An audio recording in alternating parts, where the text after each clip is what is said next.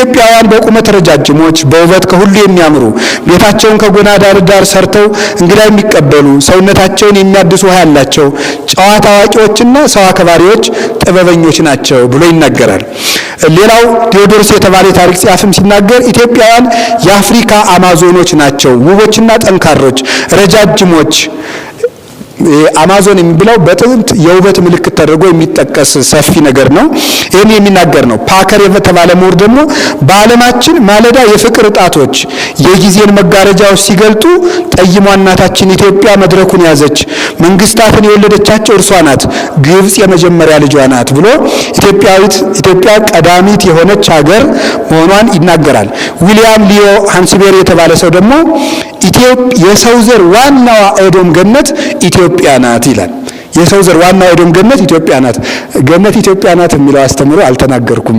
እሱን አይደለም ማለት የፈለገው ሌላ ጉዳይ ነው እያወራ ያለሁት፣ ወደዚያ እንዳይወሰድብኝ ስለፈለግኩ ነው።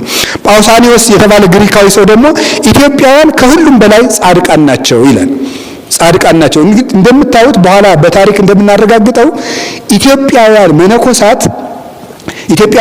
መነኮሳት ከመራቀቅ ይልቅ ስኮላስቲክ የሚባለውን የመራቀቁን የምዕራባውያን መንገድ ከመከተል ይልቅ እንደውም ወደ ሊቅነት ከመምጣት ይልቅ ወደ ገድል የሚያዘነብሉ ነበሩ።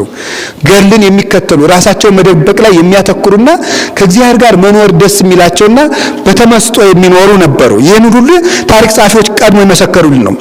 እንግዲህ ከጌታ ልደት በፊት የነበረው የመልክዓ ምድር አዘጋጁ የባዛንታይኑ እስጢፋኖስ የሚባለው ሰው ደግሞ ምን ብሏል? በምድር ላይ የተደራጁ የመጀመሪያዎቹ ሕዝቦች ኢትዮጵያውያን ናቸው። ለሌሎች ፈጣሪን ማምለክን ያስተማሩና ሕግንም የሰሩ ኢትዮጵያውያን ናቸው ይላል። እንግዲህ በዓለም ላይ የታወቀ የጂኦግራፊ አጥኚ ወይም መዝገበ ቃላት አዘጋጁ ሰው ይህን ይናገራል። ለእምነት ምልክት የሆኑ ሕዝቦች መሆናችንን ሌሎች ታሪክ ጸሐፊዎች ሲመሰክሩ ደግሞ አሁንም ቴዎድሮስ የተባለው ሰው ኢትዮጵያውያን አማልክትን ለማክበር መስዋዕትን ለማቅረብ በዓለ ንግሥናን ክብረ በዓላትንና ሌሎች አምላክ የሚከበርባቸውን የአምልኮ ስርዓቶችን እንዲፈጽሙ የተማሩ የሰው ዘሮች ናቸው። በዚህ ምክንያት የኢትዮጵያውያን ቅድስና ከሀገራቸው ውጭ በዓለም ሕዝቦች ዘንድ ደምቆ ተጽፏል። በአጠቃላይ በኢትዮጵያውያን የሚቀርበው መስዋዕትም ሰማያትን እጅግ ደስ የሚያሰኝ ነው ተብሎ ይታመናል ይላል።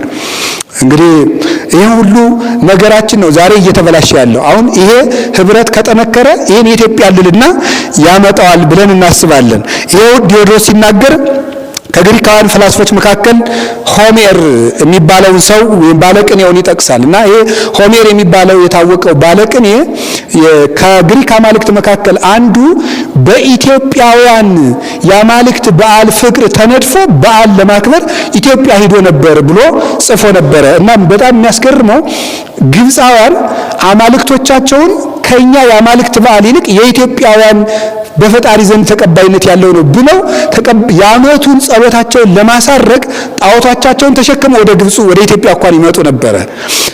ታዲያ ግን ነገስታቱ አላስገባቸው ሲሉ ድንበር ላይ አድርሰነው ከመለስንም ያክብረናል ብለው እስከ መመለስ ድረስ ይደርሱ ነበር። ኢትዮጵያውያን አምልኮታችን የተመሰከረልን ነን ማለት ነው። ይኸው ሰው ሲናገር ቴዎድሮስ ምን ይላል? ኢትዮጵያውያን እነርሱ ለአምላካቸው ካላቸው ክብርና ቅድስና የተነሳ ግልጽ በሆነ መልኩ እነርሱንም የአማልክት እንክብካቤ አይለያቸውም። እግዚአብሔር እንዳልተለየን ቅኝ ተገዥነት ገጥሟቸው አያውቅም። አንዳቸው ከሌላው ጋር በነጻነት ይኖራሉ። ምንም እንኳን ብዙ ኃያላን ገዢዎች በእነርሱ ላይ ጦርነት ቢከፍቱም ኢትዮጵያውያንን ለማሸነፍ ከነዚህ ውስጥ አንዱም እንኳን አቅም አልነበረውምና አልተሳካለትም ይላል። የዚህች ኢትዮጵያ ልዕልናዋ ምን ይመስላችኋል? ከነጻነት ታሪካችን ላብነት አንደኛው የንጉስ ቂሮስ ልጅ ካምቢሰስ የተባለው ሰው ኢትዮጵያውያንን ለመውረር ጌታችን ከመድኃኒታችን ከኢየሱስ ክርስቶስ ልደት በፊት የነበረ ነው። እንግዲህ 400 ወይም 390 ዓመታትን ቀድሞ የነበረ ሰው ነው እና ይህ ሰው ቅድመ ክርስቶስ የነበረ ሲሆን ምን አለ?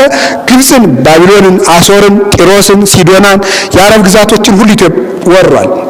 ኢትዮጵያን ለመውረር ሰላዮችን ልኮ ነበረ እና ጊዜ የኢትዮጵያው ንጉስ ምን አላቸው ለሰላዮቹ? እናንተ ውሸታሞች ናችሁ፣ ንጉሳችሁ ክፉ ሰው ነው፣ እውነት ለሆነው ነገር ትንሽ እንኳን ግድ ቢኖረው ኑሮ ከራሱ ግዛት ውጪ የሌላን ግዛት ባልተመኘ ነበር።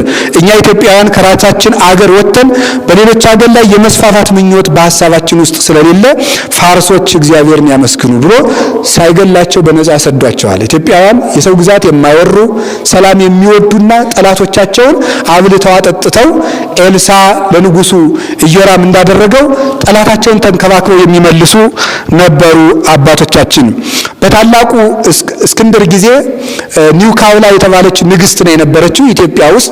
ታላቁ እስክንድር 127 ሀገሮችን እየወረረ ግዛቱን ሲያስፋፋ የኢትዮጵያዊቱ ንግስት ከጥበቧ የተነሳ አስቀድማ እስክንድር ምን እንደሚመስል ስዕሉን ስላችሁ ፎቶውን አምጡልኝ ብላ ፎቶውን አስላ አምጥታ ቤተ መንግስት ውስጥ አስቀምጣ ስለነበረ እሱ ተራ ነጋዴ መስሎ አልባሌ ልብስ ለብሶ ሲመጣ እሷ በሰላዮቿ አሲዛ አምጥታ ከቤተ መንግስቷ ምረት ሰጣ አርማ መልሰዋለች።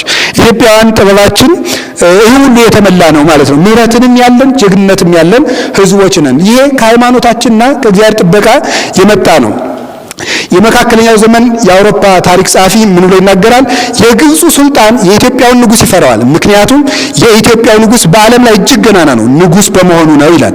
ይሄ የሚታወቅ ዘንድ አጼ አምደ ጽዮን፣ አጼ ሰይፈ አርድ፣ አጼ ሰርጸ ድንግል እነዚህ ሁሉ የግብፁ ሱልጣን የግብፁ ኦርቶዶክስ ተዋሕዶ ቤተክርስቲያን ፓትርያርኩን እያሰሩ እያሰቃዩ መከራ ባጸኑባቸው ጊዜ አባይን በመገደብ በማስፈራት እዚያው ድረስ ጦር ሰብቀው በመሄድና ነፃነትን በማስከበር የታወቁ ነፃ አባቶቻችን ካልነኳቸው የማይነኩ ነበሩ።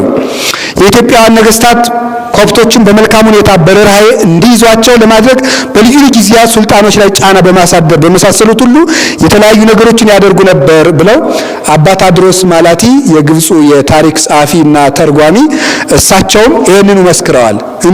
ኢትዮጵያውያን ለግብፅ ቤተክርስቲያን እንክብካቤ የሚያደርጉ ቸር ነገስታት እንደነበሩ፣ እነዚህ ቸር ነገስታት በመነኮሳት የሚመሩና የሚመከሩ ነበሩ።